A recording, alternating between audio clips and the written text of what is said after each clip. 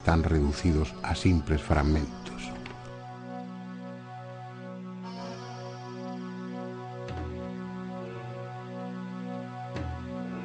Pero, ¿por qué estos rollos escritos en hebreo, arameo y griego han despertado tanta expectación y tanta polémica?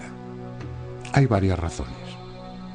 En los manuscritos del Mar Muerto están recogidos casi todos los libros del Antiguo Testamento.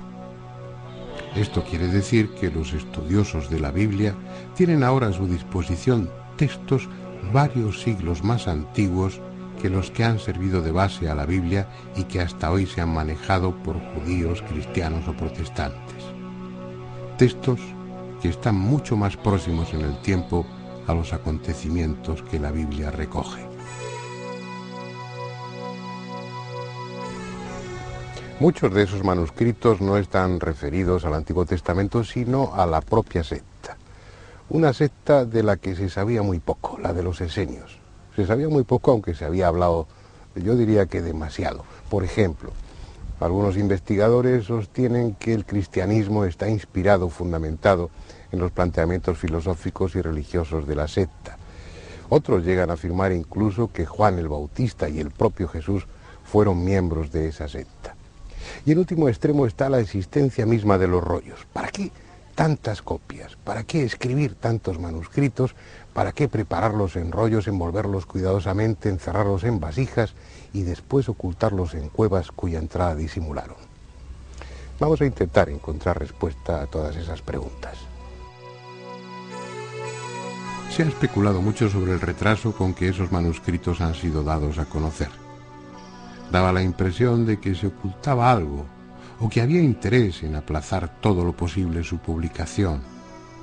No pocos pensaron que en los rollos de Qumran había textos que contradecían la versión del Antiguo Testamento que figura en la Biblia o que de alguna manera ensombrecían la figura de Jesús.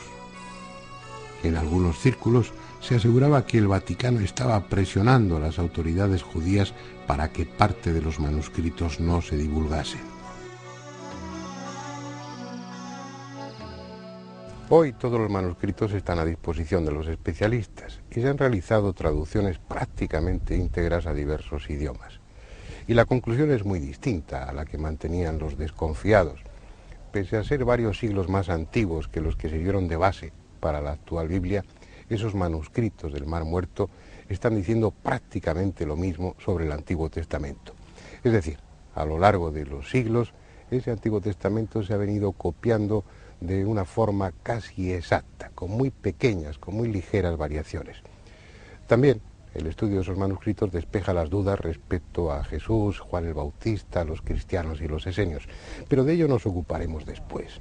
Ahora vamos a visitar unas ruinas cercanas a las cuevas para conocer un poco más sobre la secta de los esenios. Aquí vivió la comunidad esenia de Qumran desde el año 150 a.C. hasta el año 68 de nuestra era. Unos 2 siglos ocupando lo que antes había sido un asentamiento romano. Algo más de 200 años dedicados a la oración, a la copia de manuscritos, al trabajo comunal, al silencio y a la rigurosa observación de la ley mosaica. En contra de lo que algunos creen, los esenios no eran un grupo minoritario o extraño. Junto con los fariseos y los saduceos, constituían uno de los 3 partidos religiosos más importantes del judaísmo en los últimos siglos anteriores al cristianismo. Aquí en Qumran vivieron los más estrictos, los más radicales, posiblemente una rama escindida de ellos especialmente fanática. La gran mayoría de los esenios vivían de otra forma y en otros lugares, fundamentalmente en Jerusalén.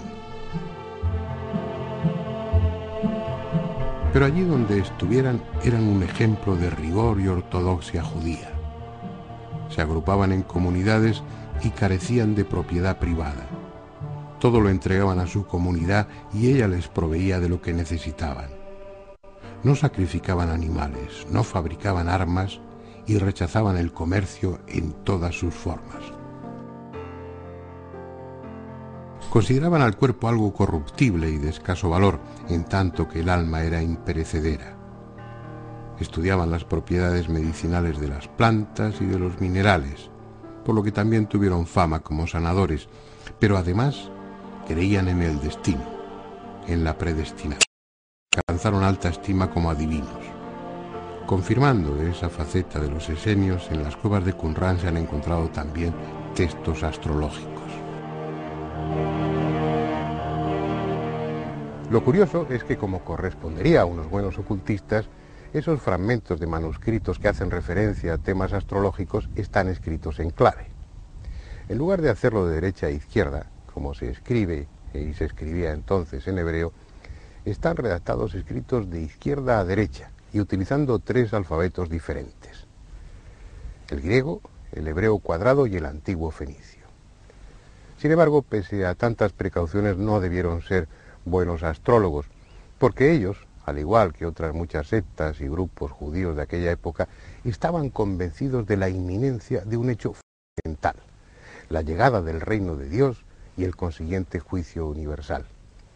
Una creencia que, como hemos comprobado a lo largo de estos 2000 años, no se ha producido, pero que sin embargo en aquella época era suficiente aliciente para que los más estrictos, los más ortodoxos, ajustaran su vida con todo el rigor posible ante la inminente llegada de ese juicio. Lo mismo que probablemente pasó con esta secta de Qumran. No era fácil entrar a formar parte de la secta, cuyos miembros se consideraban a sí mismos una élite, unos auténticos elegidos. El aspirante debía pasar 1 año de prueba y 2 de noviciado. Si lo superaba, lo que no era fácil, ingresaba tras solemnes juramentos en los que asumía plenamente las normas de vida de la comunidad, basadas en la observancia rigurosa de las leyes contenidas en la Torá y reveladas por Dios a Moisés. La honradez, el respeto a la verdad, la no violencia, serían ya para siempre parte de su conducta, como lo sería también el celibato, ya que para los esenios la mujer era un ser esencialmente corrupto. En las ramas esenias menos estrictas, el matrimonio estaba permitido por necesidades de procreación, pero aún así, la mujer era sometida a prueba durante 3 años antes del matrimonio.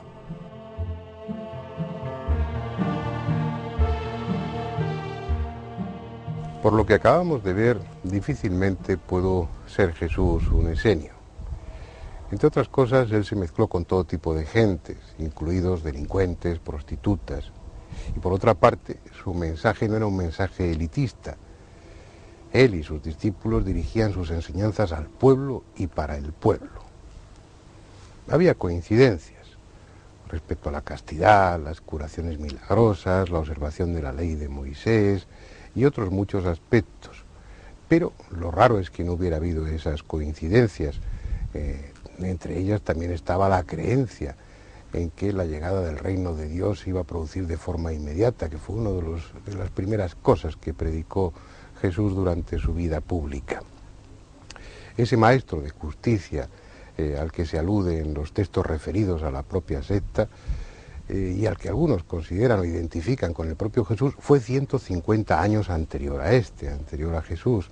Y además su mensaje, sus enseñanzas, su figura estaban circunscritos esencialmente, estrictamente al interior, al contenido de la propia secta de los esenios. Las coincidencias, por otra parte, son lógicas. Saduceos, fariseos, esenios, cristianos son diferentes ramas de un tronco común. Por lo que respecta a la posible relación o contacto de Juan el Bautista o de Jesús con los esenios, no tiene nada de particular. Por lo que hemos visto, los esenios eran una secta con mucho prestigio social y religioso.